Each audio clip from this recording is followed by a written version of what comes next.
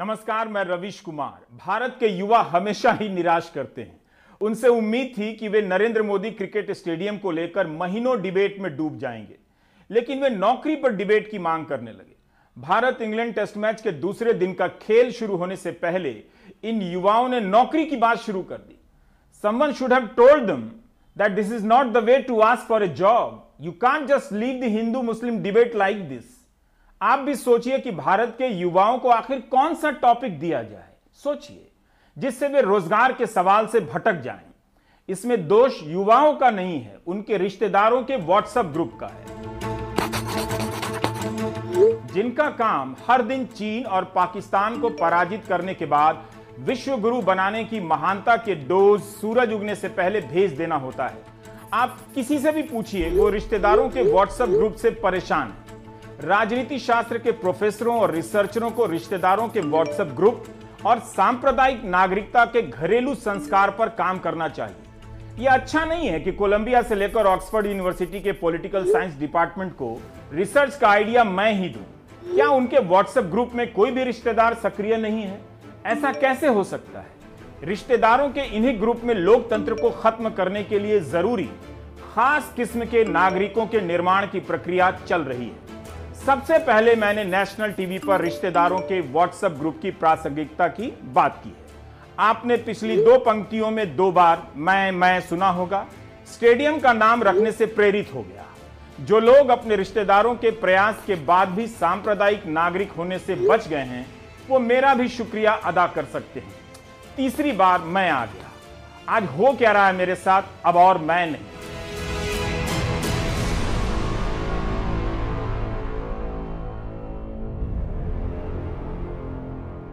खैर, इससे निकलकर उस चराचर जगत की तरफ प्रस्थान करते हैं जहां भारत के लोकल युवा ट्विटर पर रोजगार नाम की छोटी मोटी समस्या को ग्लोबल ट्रेंड करा रहे हैं।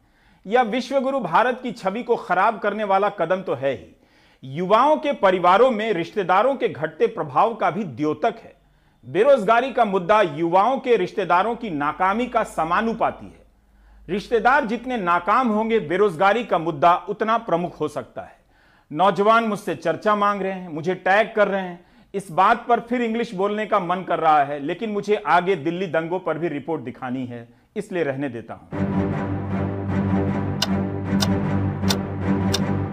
25 फरवरी का दिन, जब घड़ी की बड़ी सुई छोटी सुई को क्रमांक 12 पर छोड़कर आगे बढ़ती है, तब हिंदू मुस्लिम डिबेट में रमने वाले युवाओं ने मैसेज भेजना शुरू किया कि #मोदी जॉब दो दुनिया में नंबर 1 ट्रेंड कर रहा है और भारत में #गो बैक मोदी दूसरे नंबर पर ट्रेंड कर रहा है। प्रधानमंत्री मोदी के साथ अन्य पत्रकारों के साथ साथ मुझे भी टैग टूक किया जा रहा था, जैसे बेरोजगारी के तक्षक ने मुझे भी बांध लिया हो।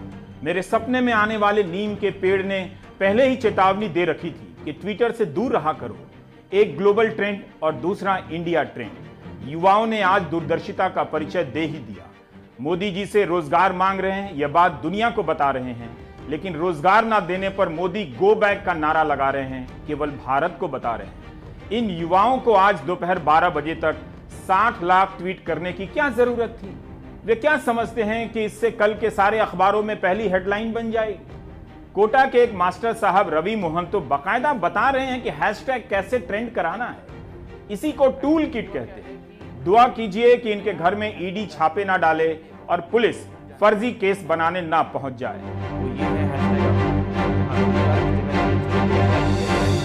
वो ये है हैशटैग आपका कि जहां रोजगार की जगह चेंज करके जॉब किया गया है। तो आप कहोगे हिंदी से अंग्रेजी क्यों हो गया? इसका इंपॉर्टेंस ये है कि एक तो जो हैशटैग ऑलरेडी ट्रेंड हो चुका है, माइट भी वो दोबारा ट्रेंड ना हो। ट्विटर की एल्गोरिथम इस तरह से है शायद। इसलिए ये बेहतर है कि हम एक अल्टरनेट हैशटैग के साथ जाएं जो नया हो और वो आपका ऊपर ट्रेंड करे, पर आपको पुराना हैशटैग भी उसके साथ यूज करना है। तो ऐसा नहीं करना है कि केवल ये यूज करोगे और ये यूज नहीं करोगे। ठीक है, ये इंपॉर्टेंट एक जानकारी है, सभी को ध्यान रखना है। दोनों हैशटैग अपने फोन पे कहीं भी लिख लो, टाइप करके रखो, ताकि कॉपी पेस्ट करो, क्योंकि इसकी स्पेलिंग्स इधर उधर होती रहेंगी और उसमें होता क्या है कि कोई और हैशटैग ट्रेंड कर जाता है। #मोदी रोजगार दो, यह मात्र ट्रेंड नहीं है, यह उस सामूहिक बेचैनी, हताशा और क्रोध की अभिव्यक्ति है, जिसमें सिर्फ केंद्र सरकार की परीक्षाएं या भर्तियां नहीं हैं, बल्कि तमाम राज्यों की भर्ती परीक्षाएं हैं। ओडिशा, बिहार, बंगाल, असम, हरियाणा, दिल्ली, राजस्थान, मध्य प्रदेश, पंजाब, कर्नाटक। तभी तो 60 लाख ट्वीट हो रहा है। Timely exam, timely result, increase vacancy, ये सब भी भारत के भीतर टॉप 10 में ट्रेंड कर रहे थे। मैं शिक्षक भर्ती परीक्षा की तैयारी कर रही हूँ। मैंने सीटेट का एग्ज़ाम क्लियर किया था, पर केवीएस की वैकेंसी पिछले 2 साल से नहीं निकली। लास्ट वैकेंसी 2018 में निकली थी और अभी तीसरा साल शुरू हो चुका है। इसके अलावा मैंने एचटेट का एग्ज़ाम भी क्लियर किया है, परंतु एचटेट में भी हरियाणा में कोई वैकेंसी नहीं निकली एचटेट क्लियर करने के बावजूद। और कुछ समय बाद जब वैकेंसीज निकलेंगी तब हम ओवरहेज हो जाएंगे। तो सरकार हमारी बात क्यों नहीं सुनती है? मैं एक एसएससी सीजीएल एस्पिरेंट हूँ। मैंने सीजीएल 18 भी दिया है, 19 भी दिया है और शायद 2020 भी दूंगी। इसका रीज़न सिर्फ यही है कि इनकी जो डिलेड प्रोसेस है उससे कोई जॉब श्योरिटी नहीं है। पता नहीं क्या रिजल्ट आएगा, क्या नहीं आएगा। ये एग्ज़ाम प्रॉपरली अगर कंडक्ट कराया जाए तो मैक्सिमम 1 साल लगना चाहिए, पर 3 साल, 5 साल, 10 साल, कितना भी टाइम लग सकता है। मैं एसएससी की तैयारी पिछले 2 साल से कर रहा हूँ, लेकिन जिस तरह से लगातार एसएससी की कट ऑफ बढ़ते जा रही है और एग्जाम फेयर तरीके से नहीं हो रहे हैं, वैकेंसी लगातार कम हो रही है, जिससे कहीं ना कहीं एक मेंटल प्रेशर बनता है। फैमिली को ये कहना पड़ता है कि पापा थोड़ी दिन और टाइम दे दो, लेकिन वो एग्जाम उस टाइम में भी नहीं हो पाते हैं, तो उनको और टाइम एक्सटेंड करना पड़ता है। मैंने 2019 में यूपी टेट और सी टेट कम्प्लीट किया, मतलब पास किया। अपेयरिंग में कर दिए थे, और जैसे जिस तरीके से अब आपने सी टेट का अब आ जाएगा, रिजल्ट आ जाएगा मार्च में, तो उसमें भी बहुत सारे सी टेट पासर्स होंगे। अब केवीएस का कोई भी वैकेंसी स्टार्ट नहीं है। कोई भी केवीएस के 2-3 साल हो चुके हैं, वहाँ पर कोई भी वैकेंसीज नहीं निकल रही है। अभी जो 2019 में इलेक्शन से पहले का एनटीपीसी और ग्रुप डी जो नोटिफिकेशन आया, उसमें से अभी तक सिर्फ एनटीपीसी का पीटी हो रहा है, प्रीलिम्स, और वो भी दिसंबर से स्टार्ट है, अभी तक चल रहा है। पता नहीं चल पा रहा है कि कब खत्म होगा और कब उसका रिजल्ट आएगा, फिर कब आगे टियर 2 होगा। परीक्षा, रिजल्ट और नियुक्ति के साथ गायब होती भर्तियां, ये भारत का इतना बड़ा मसला है कि मुझे कई बार घोषणा करनी पड़ती है कि नहीं कर पाऊंगा, ना करेंगे, क्योंकि आप कर ही नहीं सकते। हर राज्य में घोटाले घपले की इतनी कहानियां हैं कि इसके लिए अलग से किसान चैनल की तरह भर्ती चैनल की जरूरत है। वैसे किसान आंदोलन के दौरान आप लोगों ने एक बार भी किसान चैनल की बात नहीं की, अच्छी बात नहीं है। यह बात मैं आंतरिक रूप से बता रहा हूं। अभी इसी हफ्ते सुप्रीम कोर्ट के चीफ जस्टिस एस.ए. बोबडे ने कहा कि प्रश्न पत्र लीक देश की शिक्षा प्रणाली को बर्बाद कर रहा है। यह उस समय की खबर है जब भारत विश्व गुरु हो चुका है, बताइए, और प्रश्न पत्र है कि लीक हो जा रहा है। Do you get my point? मामला कर्नाटक का था, लेकिन सुप्रीम कोर्ट ने कहा कि मध्य प्रदेश के व्यापम जैसे मामले शिक्षा प्रणाली को खराब कर रहे हैं। चीफ जस्टिस ने तो यह भी कह दिया कि हम जानते हैं कि मध्य प्रदेश में व्यापम मामले में क्या हुआ। यह कोई साधारण वाक्य तो नहीं है। कर्नाटक में 2016 में रसायन शास्त्र के प्रश्न पत्र लीक का मामला सामने आया था, जिसके एक आरोपी को हाईकोर्ट से जमानत मिल गई और सह आरोपी आरोप मुक्त हो गया। बिहार में तो पेपर लीक के मामले आए दिन विपक्ष के नेता उठाते रहते हैं, किसी को फर्क भी नहीं पड़ता। वहां सवाल उठाने से पेपर लीक बंद भी नहीं होते, यह बिहार ने हर बार साबित किया है। अगर हमको अगर कोई व्हाट्सएप अगर जानकारी प्राप्त हुई है तो मेरी तो जिम्मेदारी, अगर कोई क्वेश्चन पेपर अगर लीक हुआ है तो आपको तो जड़ से पता करना चाहिए कि लीक कैसे हुआ। प्रिंटिंग की वजह से हुआ है कि डिस्ट्रीब्यूशन की वजह से हुआ है, क्या टीम बनी है, जो अधिकारी थे उसकी ना जिम्मेदारी होगी। आप उस पर कार्रवाई नहीं करते हैं, आप ऑपोजिशन पे, आप जो है पत्रकारों पर जो है आप डंडा चलाने का काम करते हैं, एफआईआर दर्ज करवाने का काम करते हैं। हमारे व्हाट्सएप पे कोई भी मैसेज कर सकता, आता है, और हमारी तो जिम्मेवारी बनती है कि सरकार के संज्ञान में लाया। हमने सरकार के संज्ञान में लाया। सरकारी नौकरियां कम हो रही हैं, निकलती हैं तो कभी पूरी नहीं होती, एक आध पूरी होंगी, बाकी अधूरी रह जाती। यही पैटर्न आपको सभी राज्यों में दिखेगा। राहुल गांधी ने भी इस मामले में ट्वीट करते हुए कहा कि फेल सरकार, महंगाई की मार, बेरोजगारी की सब हदें पार, #मोदी जॉब दो।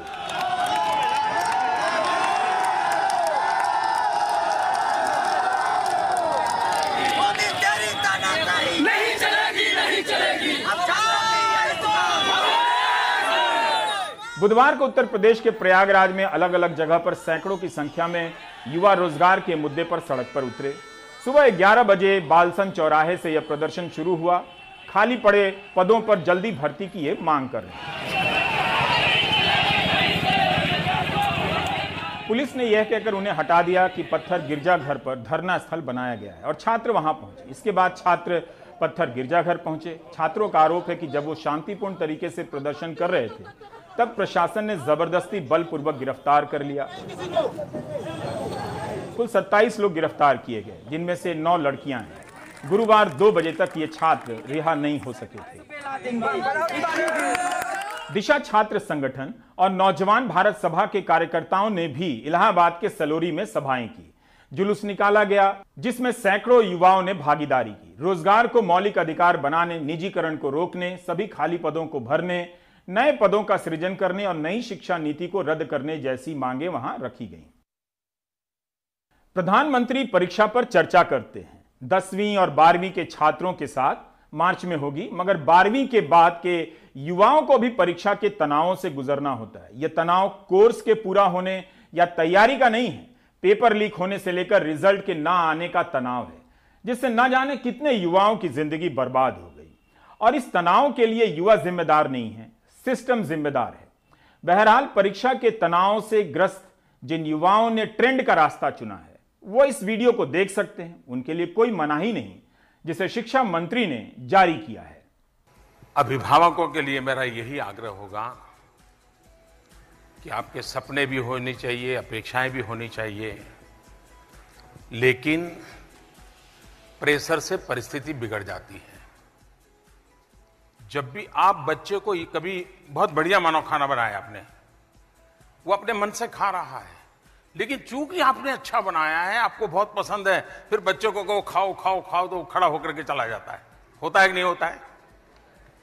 प्रेशर से रिएक्शन आता है। ऐसा न हो, इसका हमने पूरा ध्यान रखना चाहिए। उम्मीद है ट्वीट कराने वाले युवाओं को इस वीडियो से फायदा होगा। 60 लाख ट्वीट के बाद तो केंद्र सरकार को प्रेस कॉन्फ्रेंस कर देनी चाहिए। युवाओं को कुछ बताना चाहिए कि अभी निजीकरण करना है, सरकारी नौकरियों का दौर समाप्त हो गया है। यह सब ठीक से बताने में हर्ज क्या है? सिर्फ आज नहीं ट्रेंड हुआ है, रविवार को भी हुआ और सोमवार को भी हुआ और बीच बीच में होता ही रहा। अब मेरा युवाओं से कुछ प्रश्न है। उन्हें क्यों लगा कि 35 लाख, 40 लाख, 60 लाख ट्वीट करने से रोजगार पर बात होने लगेगी? युवा भी सरकार के साथ साथ खुद से यह सवाल करें कि 93 दिनों से भारत के करोड़ों किसान आंदोलन पर हैं। क्या उनके बीच, युवाओं के बीच किसान आंदोलन को लेकर कोई बात चल रही है? किसान आंदोलन के प्रति युवाओं की राय क्या वही है जो गोदी मीडिया ने बनाई है? ऐसा हो सकता है कि किसानों के आंदोलन के प्रति आप गोदी मीडिया देखकर राय बनाएं और अपने हैशटैग को कवर ना करने पर आप गोदी मीडिया का मजाक भी उड़ाएं। कैसे हो सकता है? अगर गोदी मीडिया हैशटैग आंदोलन को कवर कर देता है तो क्या वो पाक साफ हो जाता है, पत्रकारिता का प्रतिमान बन जाता है? अगर इतनी सीमित और तात्कालिक सोच है, समझ है, तो फिर युवाओं को जलेबी बांटनी चाहिए आपस में कि उनका आंदोलन सफल रहा, क्योंकि किसी मंत्री या गोदी मीडिया ने उन्हें किसानों की तरह आतंकवादी नहीं कहा। आंदोलन का मतलब केवल साहस नहीं होता है। आंदोलन के कारणों को लेकर साफ समझ बहुत जरूरी होती है और उस समझ का व्यापक होना और भी जरूरी होता है। यह सवाल इसलिए किया क्योंकि बहुत सारे ट्वीट को पढ़ने के बाद भी यह साफ नहीं हो सका कि ये युवा किसान आंदोलन के बारे में क्या सोचते हैं। ना तो किसानों के प्रति समर्थन दिखा, ना उनके मुद्दों का जिक्र दिखा, ना चिंता। इसका मतलब यह नहीं कि हैशटैग ट्रेंड करा देना बेमानी हो गया। क्या वाकई ट्विटर पर ट्वीट की संख्याओं का कोई खास मतलब होता है? इस सवाल पर क्या हमारे युवा सोचना चाहेंगे? कौन ट्वीट करता है उस पर निर्भर करता है या केवल संख्या से तय हो जाता है? अगर 40 लाख, 60 लाख ट्वीट की संख्या का महत्व होता तो आज तो बहुत बात होती रोजगार पर। एक साल पहले 17 सितंबर 2020 को रोजगार को लेकर 35 लाख ट्वीट करने के दावे किए गए प्रधानमंत्री के जन्मदिन पर। क्या हुआ? अच्छी बात है कि युवाओं ने हार नहीं मानी है और अपनी आवाज उठाने के इस सबसे सुरक्षित माध्यम पर बार बार लौटकर आते हैं। कार्यक्रम की शुरुआत में मैंने सांप्रदायिक नागरिकता का इस्तेमाल किया, उसे भूल मत जाइएगा।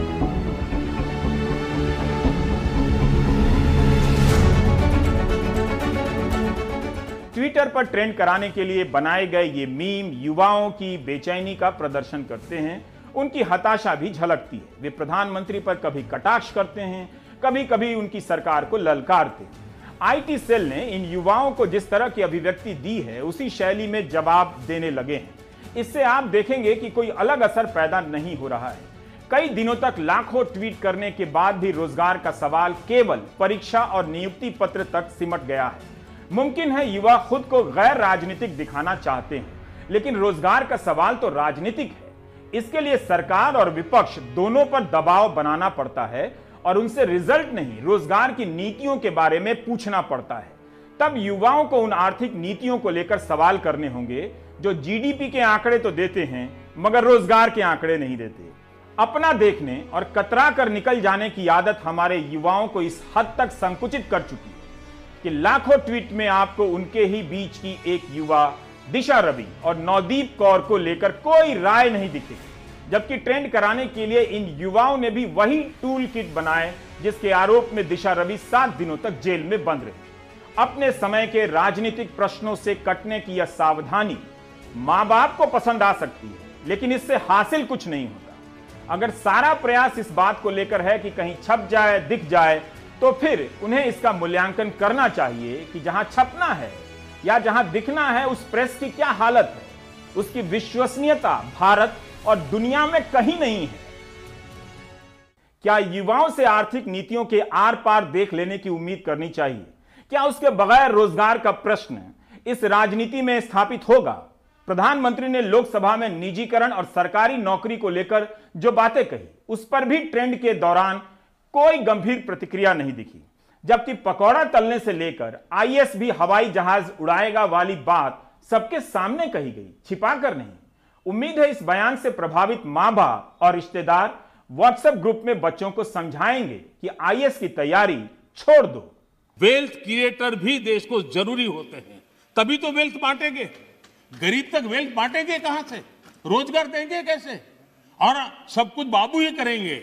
आईएएस बन गया मतलब वो फर्टिलाइजर का कारखाना भी चलाएगा, आईएएस हो गया तो वो केमिकल का कारखाना भी चलाएगा, आईएएस हो गया वो हवाई जहाज भी चलाएगा। ये कौन सी बड़ी ताकत बना के रख दी है हमने? बाबुओं के हाथ में देश दे करके हम क्या करने वाले हैं? हमारे बाबू भी तो देश के हैं, तो देश का नौजवान भी तो देश का है।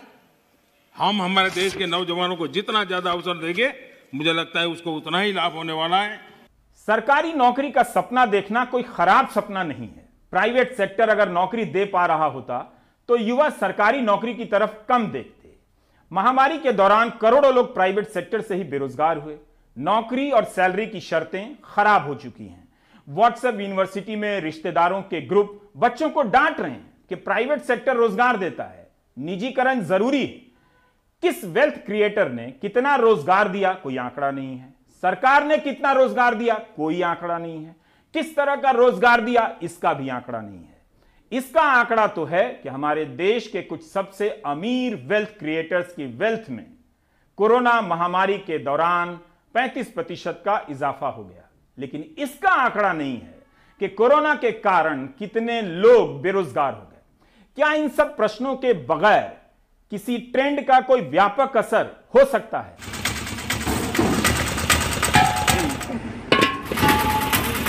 इस बीच गैस का सिलेंडर फिर 25 रुपए महंगा हो चुका है।